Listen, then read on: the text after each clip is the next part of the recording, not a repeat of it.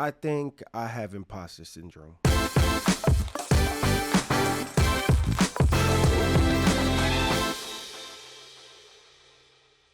What's up, guys? Welcome back to the Unlikely Part. It's your boy Yambo, one half of the Unlikely Geeks. You see this mark on my face. Last day of the zombie night thing, and I think I had a reaction to the blood. I try to use as much of the blood as possible. I just poured all over my face. I looked like a bloody mess, and I felt some burning here and on this side, and then taking it off after the event was over. It left this mark. Hopefully, it goes away. Because that's crazy if it doesn't. But it was a good time, real fun. But like I said in the beginning, imposter syndrome, something I feel like I've dealt with probably my whole career, my whole life. It's not a lack of confidence thing, which I'm sure probably is not what your psychologist would say. I feel pretty confident in a lot of the stuff I do, right? If not, I wouldn't do all of this stuff, right? If I didn't have the idea, I didn't think I could do it, I wouldn't do it. So I'm confident that I can do it. It's just that when I'm in it and I do it, I'm like, damn, somebody else probably could do it better, which is, probably true. But it's been something I've dealt with my whole life. I started DJing at 13, and when people had hired me, I'd freak the heck out, the entire week before the event. And then I'd be calling my mom or telling her, like, Mom, they should have hired somebody else. Somebody else would do it better. I can't believe I'm charging so much money and they're going to be paying me and I could mess up. Bro, I was charging $300 a party. $300 for 4 hours. I was 13. That to me was good money. And I set that, We talked about it before, I believe. But it started there. Then when it came to rapping, nah, I was the best rapper in the world. So I didn't have the imposter syndrome with rapping. Now as an adult, I look back at that, I'm like, nah, it was pretty damn good. No, but so then that's probably the only thing I didn't have that feeling with, right? It came so natural. I felt like I was really good. When it comes to selling cars, I had imposter syndrome there too. Dang, I lost that deal. I lost that lead. Somebody else probably would have got it. Maybe I said something that the other person, I didn't have the knowledge that the other person would have been able to do and get it done right? So that always had me feeling less than. But guess what? I was the number one used car salesperson that December. I was always top 5, top 10 in the whole company, the whole dealership. So it's not like I was bad. I would get praised. Good job, Yambo. You killing it. You're doing great. I don't know how to take a compliment for nothing. Ask any girl that's ever given me a compliment. I switch it up. I just say it back to them, but I mean it, or something. But I never just say thank you, take it and accept it. It's always something where it's like, stop it. You're making me blush. You get out of here. You just saying that because you like me, blah, blah, blah. That's the way that I am. Again, it's not confidence thing because I wouldn't have got with that girl if I didn't feel confident that I could get that girl. And so I'm overly confident. It's just that when I'm there, it's like, damn, I don't know. The biggest thing is when it came to real estate. That was the worst of it all. We could talk about real estate here a little bit. I don't want it to be the main thing of this episode because I want to do an episode about that later. I actually have a lot of episodes in my head. The problem is imposter syndrome. Why the heck do I feel like people want to know all of this about my life? Why do I feel like they want to listen to me for 15 minutes, for 30 minutes? But I bought all this stuff. I created this podcast because I was confident that I have something to say, and it came to the Unlikely Geeks. That was the beginning, doing this. Actually, this is a lot more produced and better than I thought it would be when it came to the Unlikely Part. I didn't expect it to be like this at all, but it became this. I love it. But now the imposter part, it's like I'm not a famous celebrity. I'm not popular. I'm not like a worldwide name. Like you want to hear what, 50 Cent got to say. You want to hear what, the podcast that Angie Martinez created, you want to hear that because these are people that you've looked up to for a long time. I'm a stranger. But then you got people that have come from podcasting to become big names that done it themselves. Sidemen, You got, all of these different people. I mean, my son's in love with this kid named FaZe Rug, right? And he's just a kid that was playing video games, and now he's a name that people want to hear about. And my son watches him and Jesser and all of these other kids and people on YouTube that started from nothing. So I'm gonna be one of those people, right? But again, the imposter syndrome is, why would someone want to hear me for 5 minutes rant about something personal to me? Who am I? Do I really feel like I'm that big? Is my ego that large? Yeah, probably.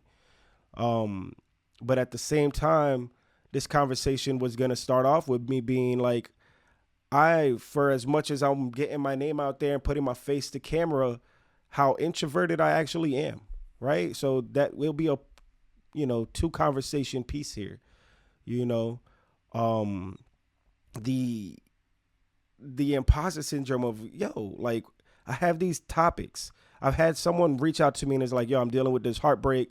I know you've been single a long time. How you deal with it? One, damn, like, but two, I could talk about big heartbreak because I've dealt with that. I mean, I look back at it maybe 7 times. All right, 7 heartbreaks. Damn, you fall in love that fast? Yes. Okay. My bad. All right. I'm a lover boy, whatever. Right. But yeah, 7 times. When it comes to that love thing, there's been a couple times, maybe 6, 7 times. I don't mean to do the little meme. But that's how many times that I feel I could tell stories. And I got a couple that are so good that I could sit here and be like, we could talk about it, but then I feel like, the people that I actively talk to or the people that may come in the future will feel like, damn, you still heartbroken, you still fully in love. But that's not really the case.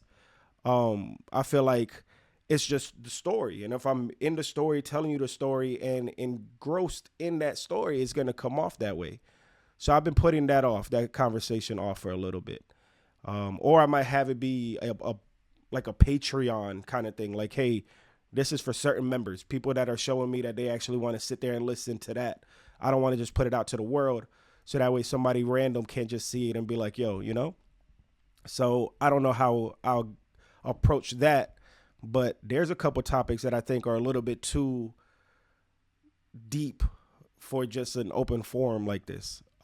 This is a deeper conversation here, like I feel like somebody's going to tell me, man, you got to see somebody.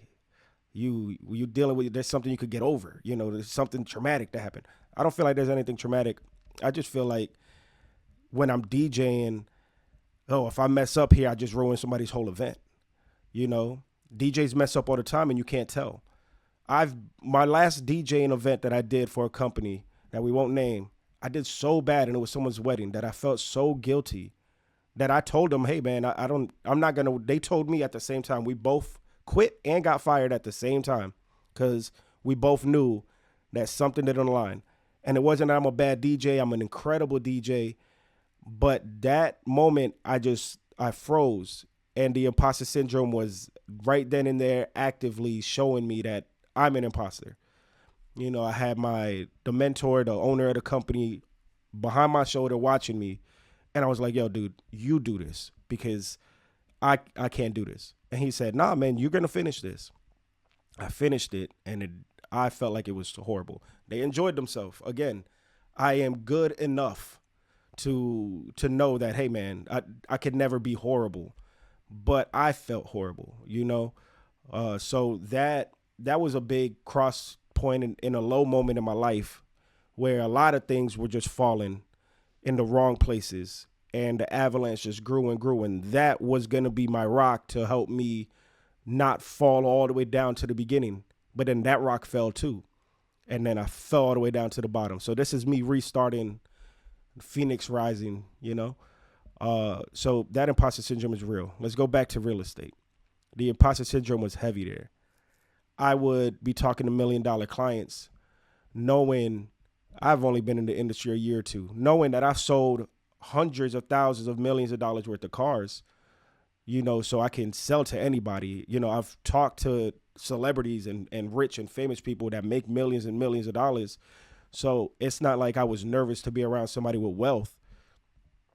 But I was like, yo, did I move too fast? Like, I'm here in a ocean view condo in the penthouse suite, and I got these people from Washington that are coming down to buy a vacation home. This was their vacation home that was going to be in Bayshore, the suite, overlooking the water and the bay.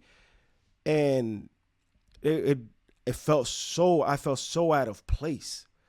Like I was moving faster than I was ready. And that happens sometimes. And I didn't sell those guys. They ended up moving to Virginia for some reason. But I felt like, damn, if someone else had met these guys, they would be living in Tampa right now. It was me that caused them to not move. It wasn't the fact that the home, the penthouse suite at that building or whatever didn't have the upgrades they were looking for. The rooms were smaller than they thought. It wasn't that. It was me. Somebody else could have convinced them that a small room is fine. They're not going to be there anyway. This is their summer home. They're just here to sleep and go to the beach, you know? So that kind of stuff sucks. And then I go and I look at people that, took the path and took the straight and narrow and maybe don't feel the same way I felt when I was doing it, that are now on vacations and doing this and out in different countries. Everybody bought a Tesla. Everybody's got a second home. But then I look at it, I'm like, I got a second home. I just bought my second car. And it wasn't for me, it was for family. I was able to do that. That's success. That is exactly what I'm here to do. It's to help my family and be the person that when they need it, I can be the person to do it, on a whim. I didn't plan to do it. I did it and it was done. And I'm so happy I was able to do it. The smile on everyone's faces, knowing that they had someone that they could rely on, that's winning. So any imposter syndrome that I have is all mental because I'm good at everything that I've done. I don't believe that there's anything that I have actually tried to do and pursue that I'm not good at. The zombie thing was my first time doing that. And we got the most accommodations. Is that the word?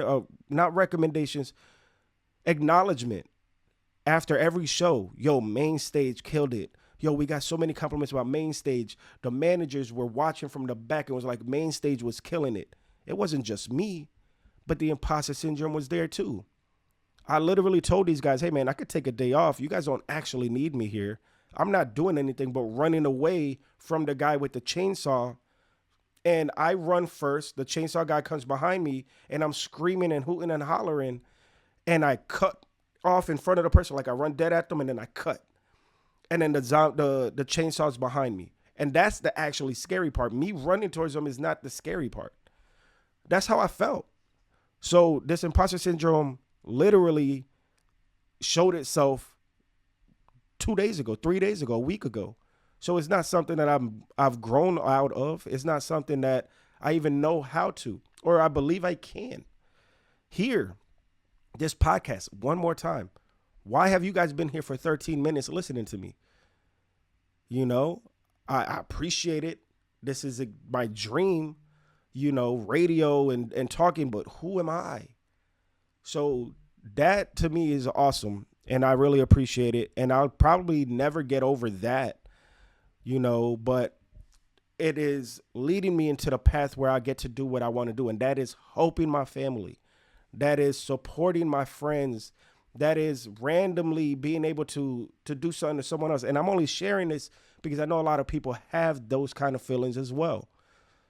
So I'm still here logging in, recording, posting, because imposter or not, I'm here, somebody's going to feel that and somebody loves it. There's a lot of people that do. The comments go crazy. The views are great for a startup, a re-startup, with the lack of consistency that we have had over the past couple weeks. We still getting the viewership and the numbers that align with the average that we've always had. So obviously something's working. I have no reason to feel like an imposter in anything that I do.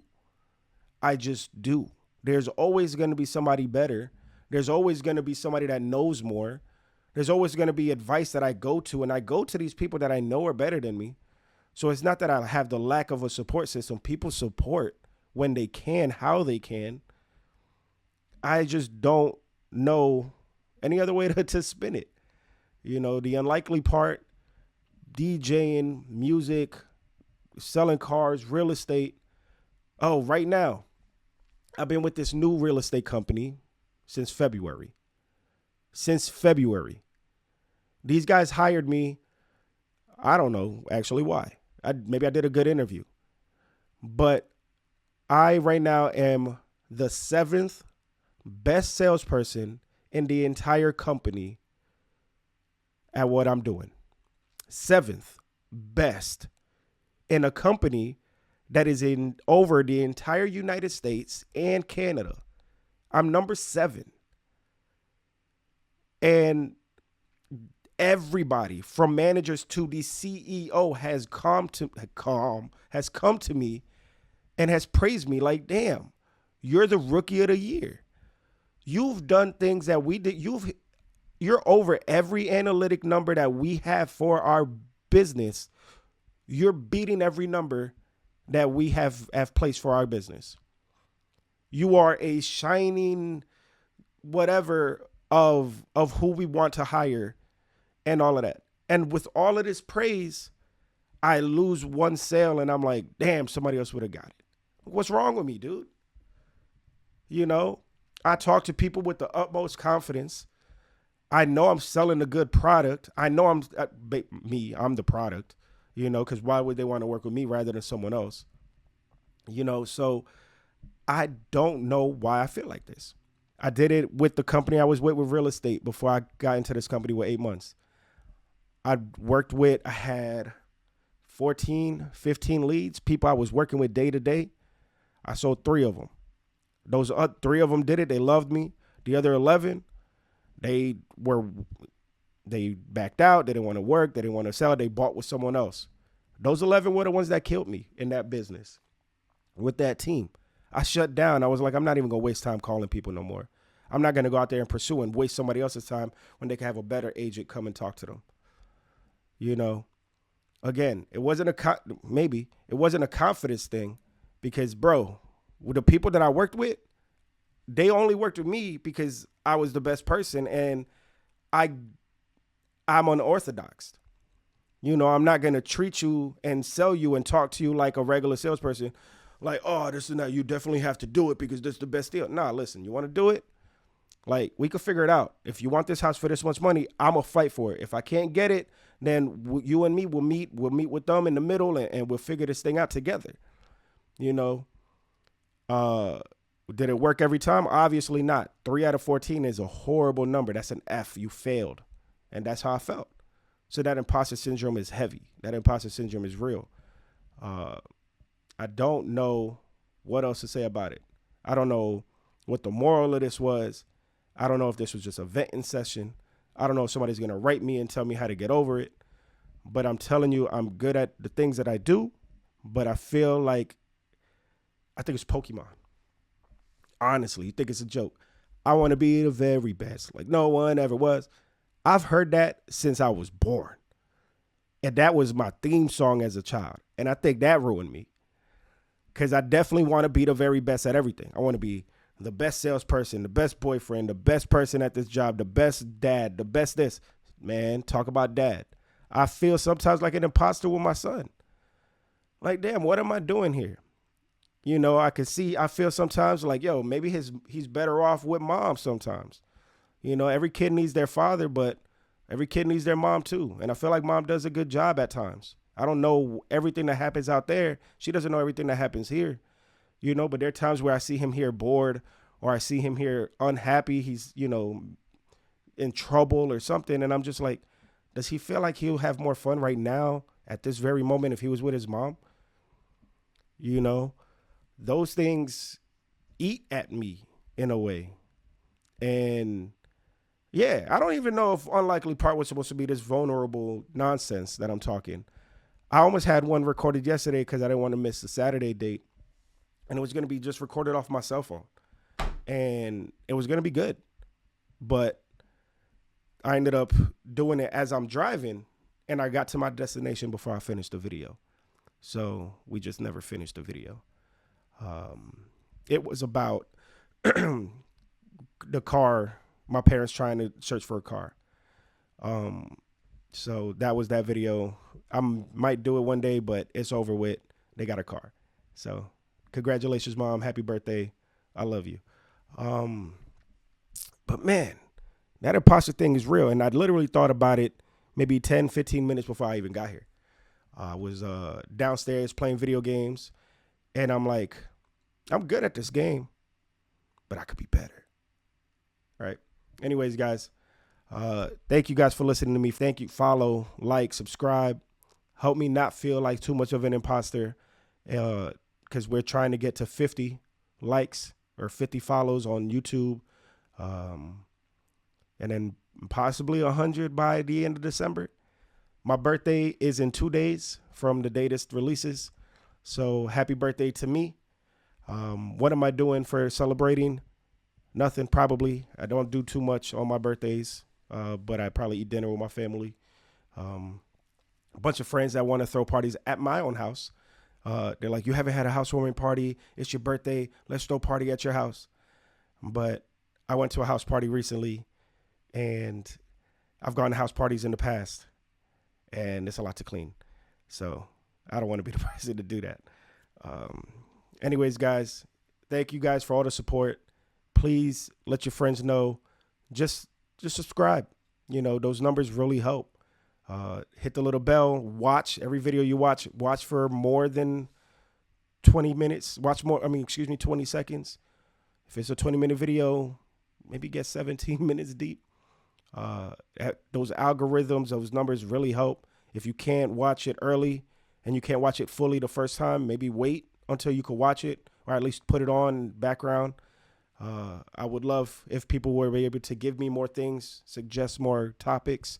I would love if anybody wanted to come and sit by my side and talk, interview or just conversate, me and my friends, so we could get that going. Yeah, it's the unlikely part. It's Yambo. Take it easy.